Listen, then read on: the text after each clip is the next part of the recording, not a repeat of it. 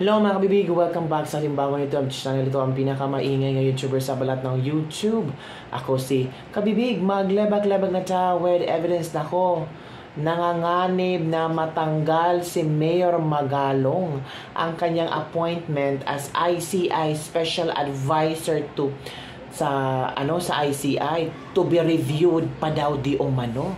Yan ang chika ngayon ni Claire Castro mga kabibig, kung saan para yatang, ay nako, ewan ko nga ba, balita, amid questions on the appointment of Baguio City Mayor Benjamin Magalong as Special Advisor to the Independent Commission for Infrastructure, President Bongbong Marcos Jr. will have the legal team study if his designation was proper. So titingnan pa sa legal team ni Marcos kung karapat-dapat ba itong designation ni Magalong. Nako, paasa pala itong sa Bongbong. Sabi ng ilang netizen sabi nila, ayaw kasi ma-mention ang kanyang cousin na si Tambi. Kaya early as now, kailangan talaga na matanggal na si Magalong. Hala ka. This was according to Palace Press Officer Undersecretary Claire Castro ngayong Friday, kung saan sabi dito na nakita ng presidente na baka magkaroon ng conflict of interest. So to avoid conflict of interest, ay posibleng matanggal itong si Magalong. Nako po. Sabi nito ni Claire Castro, nadinig po din natin ang kagalang-galang na Mayor Magalong na nauubusan na yata siya or busy siya or kinukulang na ang oras niya sa Baguio City dahil busy siya sa ICI. Hindi po gugustuhin ng Pangulong Bongbong Marcos na makaligtaan ni Mayor Magalong ang mga kababayan natin sa Baguio City. At kailangan unahin pa rin ang mga kababayan natin sa Baguio City dahil siya po ay special advisor. Hindi naman po siya kinakailangan na ubusin ang oras sa ICI dahil hindi po siya miyembro ng ICI. Nako, ito na ha. Naramdaman kabibig ba na matatanggal talaga si Magalong as special advisor. Diba? And I think Mayor Magalong understood kung ano ang kanyang posisyon sa ICI.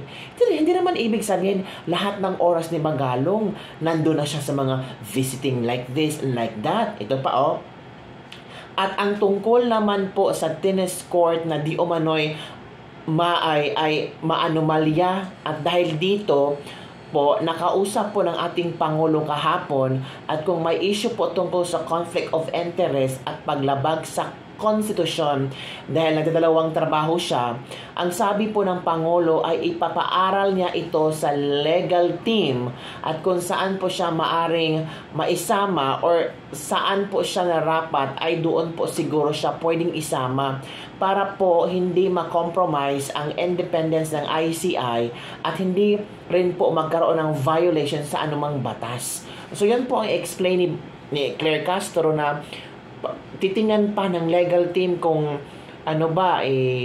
maging special advisor ba ito si Magalong or saan siya ilalagay sa dito pag-iimbestiga sa anomalya ng flood control project, kung tawag dito kung maari ba siyang maisama or saan siya nararapat ilagay. Take note ha. Itong si Magalong talagang grabe yung effort niya para magbulgar sa anomalya ng flood control. Pero until now, hindi pa rin napangalanan ni Magalong yung mga kongresista di umano na meron siyang listahan. Diba? So, noon sa Kongreso, naghihintay lang si Magalong na maimbitahan para doon niya ibubulgar lahat ng pangalan ng mga kongresista. Pero para yata na ma-stop na yung hearing tungkol sa flood control project sa Kongreso. So, baka sa Senado, baka maimbitahan na siya ni Marcoleta. Baka maging state witness na naman ni Marcoleta. Surprise state witness. Kasi nanganganib talaga ang posisyon ni Magalong as special advisor ng ICI. Ramdam ko talaga na matatanggal si Magalong. Kasi dito parang kinokonek nila na may di umano maanomalya na tennis court, si na proyekto si Magalong, yun po mga kabibig. Marcos had explained why he appointed Magalong as special advisor of the ICI, which is investigating anomalous flood control projects. He said Magalong has been an investigator, noting his key role in the investigation of Mama Sapano incident in 2015. Yun pala eh. Pero Marcos earlier said he believes that the former police officer could contribute a lot to the investigation. Pero ngayon, plano nilang tatanggalin. Feel ko talaga tatanggalin si Magalong. Oo, mga kabibig. Ito ang komento ng ating mga chismosang palaka. Babanggitin daw kasi si Tambi, kaya naunahan na si Magalong na tanggalin. Tama si Chavit Singson, bulok ang gobyerno ni BBM. Ito, tanggalin nyo na po ang mga pro-Duterte, pati na si Magalong, tanggalin na. Huwag na kasing ipahiya mga kulto group nyo. Wala na lang ICI, nahiya pa kayo. Protect Tamba at all cost daw. Baka daw matamaan ang mga alipores, delikado, malamang daming buyo, tatanggalin siya. May prinsipyo pa kasi si Mayor Magalong, baka hindi na kaya ni BBM. Sabi ko na, bawal ang nagsabi ng totoo dyan, Mayor. Masayang lang oras mo at sasama na lang loob mo dyan just because you're a straight person at sasabihin mo talaga ang katotohanan. Natatakot na naman kay Mayor Magalong. May gusto na namang pagtakpan si BBM, sabi ni El Pare. Kahit anong paninira niyo sa aming mahal na Congressman Saldico, yung po sa Saldico. Si Mark Manong, halata na ito, bayaran to. Itambalos-los na lang ipalit kay Magalong, sure na malalaman natin ang totoong nangyari sa flood control. Halos itambalos-los na lang daw. Payag ba kayo na si Martin Romualdez ang ipapalit sa special advisor? Masyado na kasi maraming nalaman si Magalong, kaya dapat i-review na lang or posibleng tanggalin. Ito pa, mas credible nga si Mayor, iba't di na lang siyang gawing leading investigator or nahahalata na kasi kayo, kaya iniiwas yun na siya. Hala ka. Nako po. Yun ang ilang mga komento ng ating mga netizen, mga komento. That's why we have the Vice Mayor to act on his behalf. Oo, tama din, no? Na kung, for example, maging mabisi si Magalong, meron naman siyang Vice Mayor. Diba? And I think Mayor Magalong and his Vice Mayor, okay lang naman ang kanilang relationship. Kung ang iniisip ng tao maapektuhan ang mga programa ni Mayor Magalong, I'm sure hindi naman. Kasi mayor yan. Alam niya kung paano pasikot-sikot, paano ang pagbabudget ng oras. Kasi once tumakbo kang politiko, alam mo how to budget your time. Diba? Or the administration is hiding something? Ewan natin. Ito ba? Saka bakit siya sumasama sa mga rally sa member na nga siya ng ICI? Na dapat i-promote niya na wala na mag-rally at magtiwala sa ICI.